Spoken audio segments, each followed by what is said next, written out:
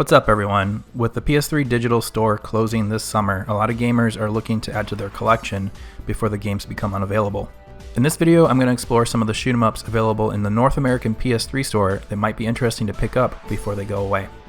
The main factor I'm taking into account here is availability. If these games aren't available in other platforms easily, I'm going to give them more attention here. Alright, let's not waste any more time and get right into it.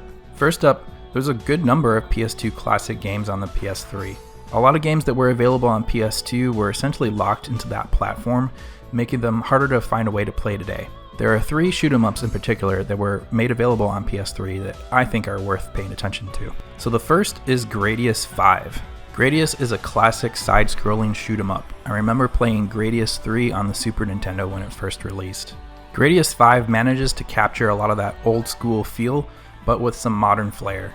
The graphics are great, audio is catchy, and the challenge is high. When starting the game, you're given a choice of a power-up set that you want to give to your ship. Each one alters the gameplay quite a bit. With your ship fully powered up, you can make your way through the levels and feel like a floating death fortress.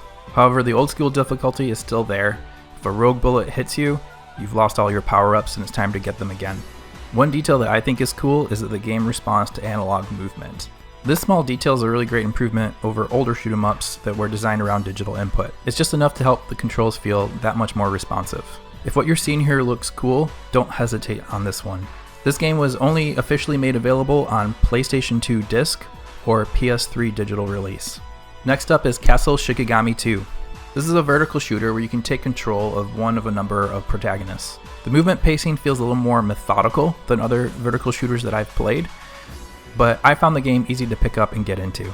Now, the voice acting in this game is hilarious. It's the type of voice acting that makes me wonder what was happening behind the scenes. Fortunately, you can either choose to listen to it and have a good laugh, or just skip it altogether. I do really recommend picking up this game. It's the same situation as Gradius 5, where it was only ever released on PlayStation 2 disc or digitally on PS3. Now, the third and final PS2 game on this list is Contra Shattered Soldier. This is actually a side-scrolling run-and-gun, but I wanted to add it to this list given its availability. It does follow the classic Contra formula, including its challenge. Unlike the original Contra, your character does not pick up power-ups along the way. You start with 3 different weapons, and that's what you carry through the game. You can switch between them at any time and choose the one that best fits the situation you're in. Part of the old school formula is playing through the level repeatedly, getting to know it, and just getting better at it over time. Each time I've picked up and played this game, I'm really horrible at it at first, but after playing the levels a few times, I do make some improvements and I just have the motivation to keep going. If what you're seeing here looks interesting, or you're just a fan of run and guns in general, don't hesitate on this one either. It was only available on PlayStation 2 disc or PS3 digitally, just like the other 2 PS2 games. Next, let's move on to the PlayStation 1 block. There are 4 shoot 'em ups in particular that I would recommend taking a look at. And unless I'm mistaken, some of these were never available on disc in North America. So some of these are actually the Japanese releases, but they are totally playable here.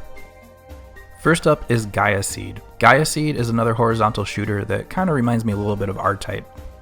Though initially the graphics didn't feel that astounding to me, the music is actually really cool and the gameplay is solid and easy to get into. The power-up system is straightforward. You'll be able to destroy other ships in the levels, and they will drop power-ups that you can pick up. These power-ups are of different colors, and they correspond to one of the systems on your ship. If you wait a little bit before picking up a power-up, it will actually alternate between the different colors, allowing you to pick and choose what you want to power up. This is a fun one and would be near the top of my recommendation list. Next up is Sonic Wings Special.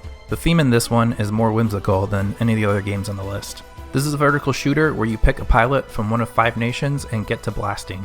The power-up system is fairly straightforward and simple. You'll be able to pick up bombs which are consumable and allow your pilot to use their special ability.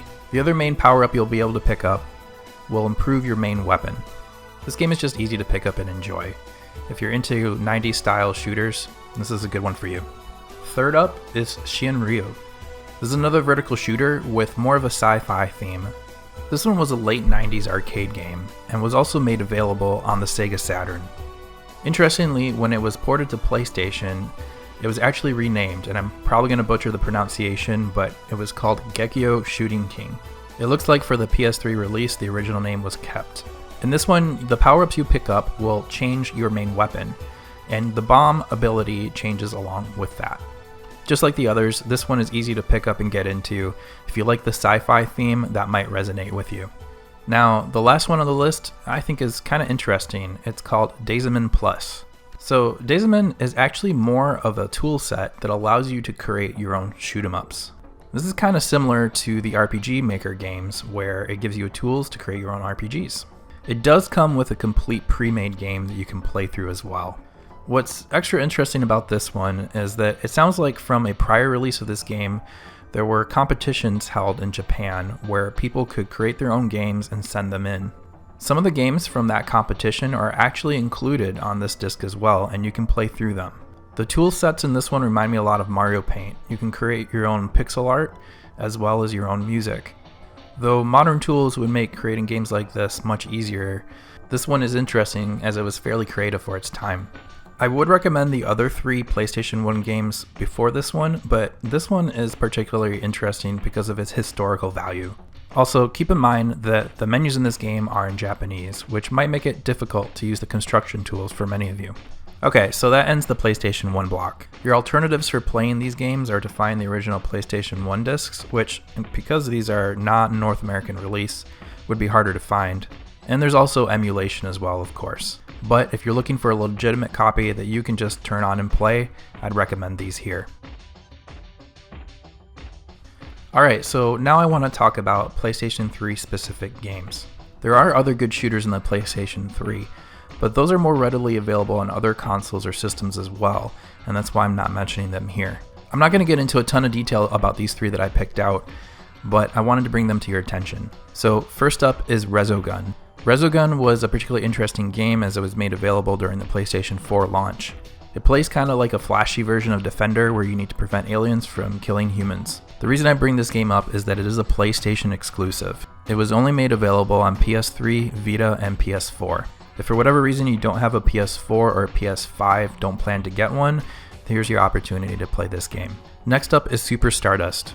This is a 3D twin-stick shooter with bright, eye-catching graphics. The analog control makes this feel responsive and accessible. Now, the reason I bring this one up again as well is that it is exclusive to PlayStation platforms. There is an enhanced version of this game called Super Stardust Ultra on PlayStation 4. There is also a PlayStation VR version as well. Super Stardust Ultra is not a direct port of this game, but it can be considered an enhanced version. If this game looks interesting and you have a PlayStation 4, I recommend grabbing that version instead. But if you don't have a PlayStation 4 or 5 and don't intend on getting one, this is your opportunity to pick up this game. Alright, my third suggestion is Hardcore Uprising. This is actually a prequel to the original Contra. It was developed by Arc System Works, which are the developers of the Guilty Gear series. As a result, this game has a really cool anime art style to it. Now, this one is also available on the Xbox 360, and has also been made backwards compatible and can be played on the Xbox Series X or the Xbox One. So honestly, if you have one of those systems or plan on getting into one of those systems, I recommend picking up this game there instead. But if you're going to stay with the Sony systems, it's only available on the PS3. As of the making of this video, there is no PC port of this game as well. Now for this last game, I debated on if I should include it in the video or not, and the reason I debated on that is that it has been delisted from the PlayStation 3 digital store. It is no longer available for purchase there. However, I really like this game. I think it's really cool, and it is available on PlayStation 3 disc. This game is Under Defeat HD. Under Defeat was originally an arcade game, and Under Defeat HD is an enhanced and adapted version of that. What I think makes this game particularly interesting is its play control. It is a vertical shooter, but since you're controlling a helicopter, you can actually play it in a mode where the right stick helps to aim your weapons. So it kind of plays like a mix of a twin stick shooter with a vertical shooter, and I feel it's pretty unique in that way. The gameplay is solid and the controls are responsive. Explosions are large and rewarding. So even though this one has been delisted in the PS3 store, it is available on the Xbox 360 digital store. This is one of those games that whenever I turn on my PS3, I find myself playing a round of at least.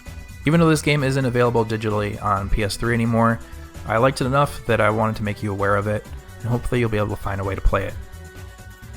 Thanks for sticking around to the end of the video, and I hope you found it informative. If you've got a moment, let me know what you think about these games in the comments. I'm also debating creating a couple more videos like this for 2 other genres before the PlayStation 3 store closes, and those genres would be RPGs and horror games. If that interests you, let me know, as the feedback I get in this video will help influence the videos I make in the future. Alright everyone, take care.